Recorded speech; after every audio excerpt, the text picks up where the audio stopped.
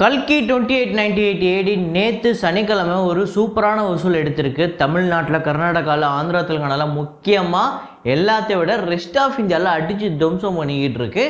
எவ்வளோ அப்படிங்கிறத இந்த வீடியோவில் நம்ம பார்ப்போம். ஸோ ஒவ்வொரு ஸ்டேட்லேயும் எவ்வளோ அப்படிங்கிறத ரொம்ப தெளிவாக பார்க்க போகிறோம். இது இல்லாமல் Indian 2 advance booking collection, presale collection ஓவர்சீஸில் எவ்வளோ, ஒவ்வொரு கண்ட்ரிலையும் இதுவரையும் எவ்வளோ கலெக்ட் பண்ணியிருக்கு அப்படிங்கிறதையும் இந்த வீடியோவில் தெளிவாக பார்க்க போகிறோம்.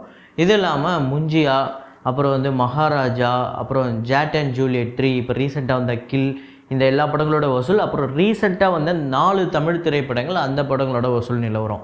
அப்புறம் இன்றைக்கி ரொம்ப நாளாக ஒரு நண்பர் கேட்டுட்டு இருந்தார், வட சென்னை படத்தோட வசூலை சொல்லுங்கன்னு. ஸோ வட சென்னை படத்தோட வசூல் எவ்வளோ, ஷேர் எவ்வளோ பட்ஜெட் அப்படிங்கிறதெல்லாம் ரொம்ப தெளிவாக பார்ப்போம்.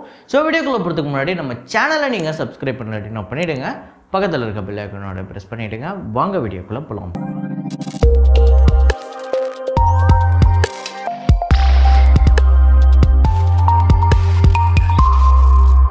நேற்று வீடியோவில் நான் ஒரு ஃப்ரேம் ஒன்று வச்சேன். அந்த ஃப்ரேமை பார்த்த எல்லாருமே கரெக்டாக கண்டுபிடிச்சிருப்பாங்க. ஏன்னா அவ்வளோ பாப்புலரான ஒரு சீனு, கண்டிப்பாக அந்த படத்துக்கு ரொம்ப முக்கியமான ஒரு காட்சி. ஸோ அது என்ன ஃப்ரேம், என்ன படம் அப்படிங்கிறத பார்த்துட்டு வாங்க.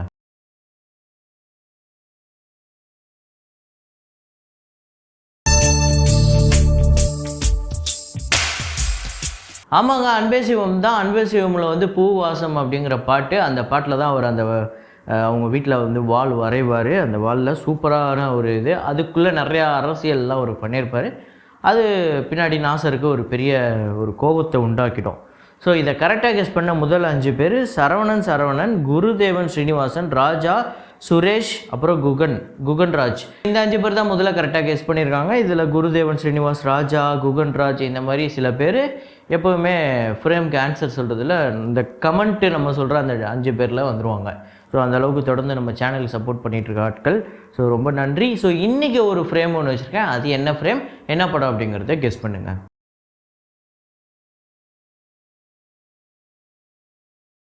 இன்சைட் அவுட் 2 Day 23 கலெக்ஷன் இந்தியாவில் 1 கோடி வசூல் பண்ணியிருக்கு. World wide $12 million. ஸோ டோட்டலாக 29 கோடியே 16 லட்சம் இந்தியாவிலையும், வேர்ல்டு வைடு $1.13 பில்லியன் கலெக்ட் பண்ணியிருக்கு. அப்புறம் டெஸ்பிகேபிள் மீ 4 அந்த படத்தோட Day 2 கலெக்ஷன் இந்தியாவில் 3 கோடியே 10 லட்சம், வேர்ல்டு வைடு $30.7 மில்லியன். ஸோ டோட்டலாக இந்தியா முழுக்க 4 கோடியே 73 லட்சமும், வேர்ல்டு வைடு $100.7 மில்லியன் கலெக்ட் பண்ணியிருக்கு. $100 மில்லியன் இந்த படத்தோட பட்ஜெட். அப்புறம் முஞ்சியா அந்த படத்தோட Day 30 கலெக்ஷன் இந்தியாவில் 78 லட்சம், வேர்ல்டு வைடு 89 லட்சம். ஸோ டோட்டலாக 113 கோடியே 80 லட்சம் இந்தியாவிலையும், வேர்ல்டு வைடு 121 கோடியே 38 லட்சம் வசூல் பண்ணியிருக்கு. கில் அப்படிங்கிற படம் Day 2, ஸோ Day 1 கொஞ்சம் பெட்டராக வந்திருக்கு. 2 கோடியே 35 லட்சம் இந்தியாவிலையும், வேர்ல்டு வைடு 2 கோடியே 55 லட்சம். ஓவர்சீஸில் இந்த கலெக்ஷன் அப்டேட் ஆக வேண்டியது இருக்குது, அதை வரப்போகிற நாட்களில் அப்டேட் ஆகும். இந்தியா முழுக்க 3 கோடியே 80 லட்சமும், வேர்ல்டு வைடு 4 கோடியே 20 லட்சம். இந்த படம் கூட நேற்று ஒரு சுமாரான ஒரு கலெக்ஷன் தான் வந்திருக்கு அப்படின்னு சொன்னேன். ஆனால் ஒரு நண்பர் படம் பார்த்துட்டு சூப்பராக இருக்குது, ஃபுல் படமே ட்ரெயினில் தான் இருக்குது, கண்டிப்பாக இந்த படம் ஒரு வெற்றி படமாக அமையும் அப்படின்னு சொல்லியிருக்காரு. பார்ப்போம் எப்படி வெற்றி படமாக அமையுதா எப்படிங்கிறத. அப்புறம் ஜாட் அண்ட் ஜூலியட் 3 இந்த படத்தோட Day 10 கலெக்ஷன் இந்தியாவில் 2 கோடியே 41 லட்சம், வேர்ல்டு வைடு 5 கோடியே 85 லட்சம். ஸோ டோட்டலாக 30 கோடியே 87 லட்சம் இந்தியாவிலையும், வேர்ல்டு வைடு 73 கோடியே 8 லட்சம் இந்த படம் வசூல் பண்ணியிருக்கு. ஓவர்சீஸில் மட்டுமே 40 கோடிக்கு மேலே வசூல் பண்ணியிருக்கு. மகாராஜா 23வது நாள் வசூல் தமிழ்நாட்டில் 74 லட்சம், வேர்ல்டு வைடு 91 லட்சம். ஸோ டோட்டலாக தமிழ்நாட்டில் 47 கோடியே 76 லட்சமும், வேர்ல்டு வைடு 103 கோடியே 82 லட்சம் வசூல் பண்ணியிருக்கு. ஒரு பிக்கஸ்ட் பிளாக் பஸ்டர். அது மட்டும் இல்லாமல் இந்த வருஷத்தோட ஹையஸ்ட் கிராசர் தமிழ் ஃபிலிம் இப்போதைக்கு மகாராஜா தான். அப்புறம் ரீசெண்டாக வந்த தமிழ் படங்கள், பூமரக்காத்து அப்படிங்கிற படம் Day 2 60,000 வசூல் பண்ணியிருக்கு. 1.4 lakhs இந்த படத்தோட 2 நாள் கலெக்ஷன் 75 லட்சம் இந்த படத்தோட பட்ஜெட். யமகாதகன் அப்படிங்கிற இந்த படத்தோட Day 2 கலெக்ஷன் 60,000, இந்த படத்துக்குமே 60,000 தான் வந்திருக்கு. ஸோ 1.3 லட்சம்.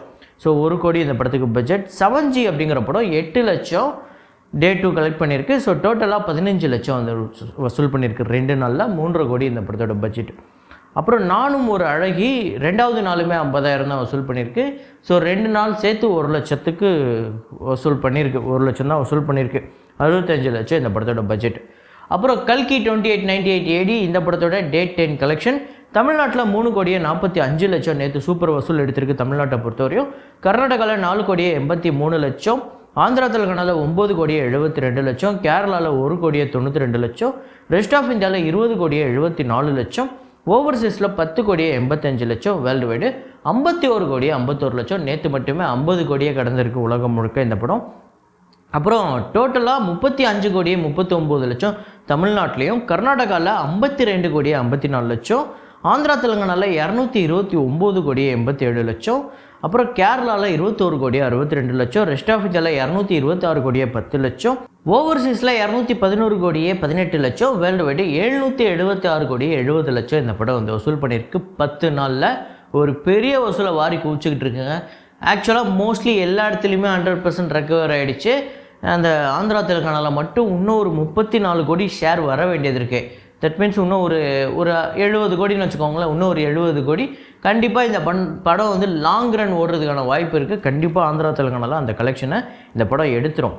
அப்புறம் Indian 2 overseas pre sale collection பார்த்திங்க அப்படின்னா யூஎஸ்ஏல $278K, இது வந்து 2 கோடியே 32 லட்சம், கனடாவில் $85K, 71 லட்சம், யூகேல $43K பவுண்ட்ஸ் வந்து கலெக்ட் பண்ணியிருக்கு, 44 லட்சம், கல்ஃப் கண்ட்ரீஸில் $71K, இது வந்து 59 லட்சம், ஆஸ்திரேலியாவில் $155K ஆஸ்திரேலியன் டாலர்ஸ், இது வந்து 86 லட்சம், மலேசியாவில் $295K மலேசியன் ரிங்கிட் வந்து கலெக்ட் பண்ணியிருக்கு, இது வந்து 52 லட்சம், ரெஸ்ட் ஆஃப் வேர்ல்டில் $67K, இது வந்து 56 லட்சம். ஸோ டோட்டலாக $720K வந்து கலெக்ட் பண்ணியிருக்கு, 6 கோடியே 1 லட்சம். ஸோ இப்போவே டே 1க்காக 6 கோடியை வந்து ஓவர்சீஸில் கலெக்ட் பண்ணி வச்சுருக்கு. நிறையா பேர் கேட்டிருந்தீங்க, என்ன ஓவர்சீஸ் மட்டும் சொல்கிறீங்க, இந்தியா கலெக்ஷன் எப்போ சொல்லுவீங்க அப்படின்னு.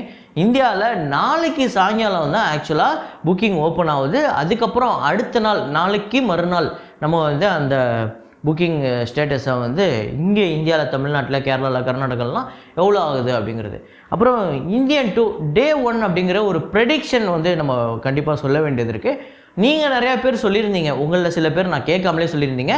இப்போ நான் கேட்குறேன், நீங்கள் இந்தியன் 2 படம் வந்து எவ்வளோ வந்து டே 1 வரும் அப்படிங்கிறத எஸ்டிமேட் பண்ணி நீங்கள் கமெண்ட்டில் போடுங்க. யார் இது வந்து எக்ஸாக்டாக வருது அப்படிங்கிறத. டே 1 மேபி அந்த கலெக்ஷன் வந்துச்சு அப்படின்னா அவங்க யார் வந்து கிட்டத்தட்ட அதுக்கு பக்கத்தில் சொல்லியிருக்காங்களோ அவங்கள நான் வந்து மென்ஷன் பண்ணியே சொல்கிறேன். ஏன்னா சூப்பராக இருக்கும். இதுக்கு முன்னாடி 2-3 பேர் சொல்லியிருக்கீங்க, அது வேறு நான் மென்ஷன் பண்ணதில்லை. கல்கிக்கே ஆக்சுவலாக ஒரு 2-3 பேர் கரெக்டாக எக்ஸாக்டாலாம் சொல்லியிருந்தீங்க, அதை நான் மென்ஷன் பண்ணல. இந்தியன் 2க்கு மென்ஷன் பண்ணலான் இருக்கேன். அப்புறம் இந்தியன் 2 ப்ரொமோஷன் ஒரு பக்கம் சூப்பராக போய்கிட்டு இருக்கு. என்னென்னா வேறு எந்த ஒரு நடிகர்களுமே இறங்கி அது செய்கிறதில்ல. ஆனால் இதை நான் ஒரு 2 நாளைக்கு முன்னாடி சொல்லும்போது எல்லாம் எதுக்கு, காசுக்கு தான், சத்தியமாக கிடையாது. ப்ரொமோஷனுக்கெலாம் காசு கொடுக்க மாட்டாங்க. அப்படியே காசு கொடுத்தா இங்கே எத்தனை நடிகர்கள் ப்ரொமோஷனுக்கு வருவாங்க? ஒரு ப்ரொடியூசருக்கு ஒரு படத்தை எடுத்து அந்த படத்தை கொண்டு போய் எல்லாருக்கிட்டையும் சேர்க்கணும் அப்படிங்கிறது எவ்வளோ பெரிய வேலை தெரியுங்களா? அதுக்கு கண்டிப்பாக அந்த படத்தில் நடித்த அந்த மிகப்பெரிய நடிகர்னு ஒரு வேல்யூ இருக்குல்ல, அவர் கண்டிப்பாக வந்தால் தான் அது நடக்கும். ஸோ அது எல்லா ஸ்டேட்லேயும் போய் உட்கார்ந்தோன்னா ஒரு இப்போ ரெஸ்ட் ஆஃப் இந்தியாவில், அதாவது நார்த் இந்தியாவில் ஹிந்தி மார்க்கெட்டில், ஹிந்தி பெல்ட்டில் போய் அங்கே போய் உட்கார்ந்தா அங்கே மக்களுக்கெலாம் ஆமாம் இந்துஸ்தானி 2 வருது, நம்ம இந்துஸ்தானி 1 பார்த்தோம்ல, இப்போ 2 வருது, கமல் சாரே வந்து ப்ரொமோஷன் பண்ணுறாரு, அப்போனா இந்த படத்துக்கு நம்ம போகலாம் அப்படிங்கிற ஒரு எண்ணம் வரும். அப்படி எதுவுமே நடக்கவே இல்லை. அங்கே ஒரு ப்ரொமோஷனே நடக்கலை. சும்மா அந்த படத்தோட ப்ரொடியூசரும் டைரக்டரும் போய் உட்கார்ந்தாருன்னா ஏதோ சும்மா ஏதோ பேசுகிறாங்க போல், அவங்க ஏதோ படம் எடுக்க போகிறாங்க போல் அப்படின்னு சொல்லிட்டு விட்ருவாங்க. கண்டிப்பாக ஹீரோ அப்படிங்கிறது வேணும். அப்படியே காசுக்காக கூட இங்கே எந்த ஹீரோவும் பெரிய ஹீரோவும் ப்ரொமோஷன்ஸுக்கு வரதில்லை அப்படிங்கிறத உண்மை. அது மட்டும் இல்லாமல் இந்த ப்ரொமோஷன்ஸுக்கு காசு கொடுக்க மாட்டாங்க. இது எல்லாத்தையும் சேர்த்து தான் ஒரு சம்பளம்னு ஒன்று கொடுப்பாங்க. அந்த சம்பளம் வாங்கி நடித்ததுக்காக தான் கமல் சார் வர்றாரு, இதுக்கு தனியாக சம்பளம் கிடையாது அப்படிங்கிறத நான் இங்கே குறிப்பிட்டு சொல்ல விரும்புகிறேன். அப்புறம் இந்த நேற்று வந்து ஒரு ப்ரெஸ் மீட் ஒன்று நடந்தது.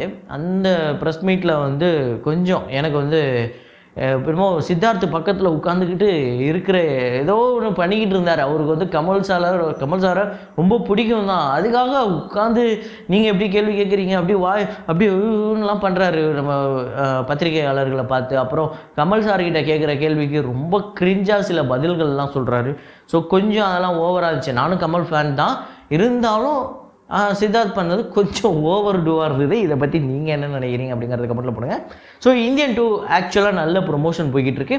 ஏதோ ஒரு டேட்டா கூட வந்திருக்கு, 99% பேருக்கு வந்து இந்த படம் வரப்போகிறது தெரியுது அப்படின்னு. ஸோ அந்த அளவுக்கு ஒரு ரீச் இருக்குது இந்த படத்துக்கு. நீண்ட நாளுக்கு அப்புறம் ஒரு தமிழ் படத்துக்கு இந்த அளவுக்கு ரீச் இருக்குது அப்படிங்கிற ஒரு பேரும் இதுக்கு இருக்குது. அப்புறம் சென்சார் போர்டு கூட வந்து அப்ரிஷியேட் பண்ணியிருக்காங்க இந்தியன் 2வை. ஸோ அது மாதிரி நிறையா விஷயங்கள் இருக்குது. அப்புறம் வட சென்னை இந்த படத்தோட வசூலை வந்து ஒரு நண்பர் ரொம்ப நாளாக கேட்டிருந்த ஒருத்தரில் 2-3 பேர் நினைக்கிறேன். ஸோ உங்களுக்காக நான் இப்போ சொல்கிறேன். ஆக்சுவலாக இந்த படம் வந்து ஒரு ஏ சர்டிஃபிகேட் அப்படின்னா கண்டிப்பாக ஃபேமிலியோடு போக முடியாது. ஃபேமிலியோட ஒரு படத்துக்கு போகலை அப்படின்னாலே ஆட்டோமேட்டிக்காக ஆப்வியஸாக வந்து அந்த படத்துக்கு வழக்கமாக வர கலெக்ஷனை விட கம்மியாக தான் வரும். ஆனால் எனக்கு தெரிஞ்சு தமிழ்லேயே ஏ சர்டிஃபிகேட்டில் இவ்வளோ வசூல் பண்ண படம் அப்படின்னா வட சென்னை தான் நான் நினைக்கிறேன். எனக்கு தெரிஞ்ச வரையும், எனக்கு தெரிஞ்ச டேட்டா வரையும். ஸோ 2018ஆம் ஆண்டு நம்ம வெற்றிமாறன் அவர்களோட டைரக்ஷனில் நம்ம தனுஷ் அவர்கள் நடிக்கிற படம் தான். வழக்கமாக சேர்ற அந்த இசை கூட்டணி இல்லாமல் இதில் வந்து சந்தோஷ் நாராயணன் வராரு. ஸோ ஜிவி பிரகாஷ் இல்லாமல் சந்தோஷ் நாராயணன் வராரு. இருந்தாலும் பிஜிஎம்லாம் பிரித்து இன்னைக்கு கூட ஏதாவது ஒரு மாதம் ஏதாவது ஒன்றுனா அந்த பிஜிஎம் தான் போடுவாங்க. அவ்வளோ சூப்பராக இருக்கும். இந்த படம் வசூல் ரீதியாக தமிழ்நாட்டில் 43 கோடியே 10 லட்சம், கர்நாடகாவில் 3 கோடியே 80 லட்சம், கேரளாவில் 2 கோடியே 55 லட்சம், ரெஸ்ட் ஆஃப் இந்தியாவில் 1 கோடியே 10 லட்சம், ஓவர்சீஸில் 13 கோடியே 10 லட்சம், வேர்ல்டு வைடு 63 கோடியே 65 லட்சம் இந்த படம் வந்து வசூல் பண்ணியிருக்கு. 27 கோடி இந்த படத்தோட பட்ஜெட், 35 கோடிக்கு மேலே ஷேர் வந்திருக்கு. ஒரு சூப்பர் ஹிட் திரைப்படம். இந்த படத்தோட பார்ட் 2 கூட வருதுன்னு சொன்னாங்க. அப்புறம் ஹாட் ஸ்டாரில் அது வந்து ஒரு வெப் சீரிஸாக வரப்போகுதுன்னு சொன்னாங்க. ஆனால் இப்போ தனுஷும் ஃப்ரீயாக இல்லை, நம்ம வெற்றிமாறனும் ஃப்ரீயாக இல்லை. இது நடக்கிறதுக்கு இன்னும் ஒரு 5-6 வருஷம் நடக்கும்னு நினைக்கிறேன். அதை தாண்டி போகும்னு நினைக்கிறேன். இருந்தாலும் வட சென்னை 2க்கு ஒரு மிகப்பெரிய எக்ஸ்பெக்டேஷன் இருக்குங்கிறது தான் உண்மை. இந்த படம் உங்களை எத்தனை பேருக்கு பிடிக்கும் அப்படிங்கிறத கமெண்ட்டில் போடுங்க. ஸோ இதே மாதிரி ஒரு வீடியோவில் இதே மாதிரி ஒரு கலெக்ஷன் ரிப்போர்ட்டில் மீண்டும் நான் உங்களை சந்திக்கிறேன். Signing off Rahman.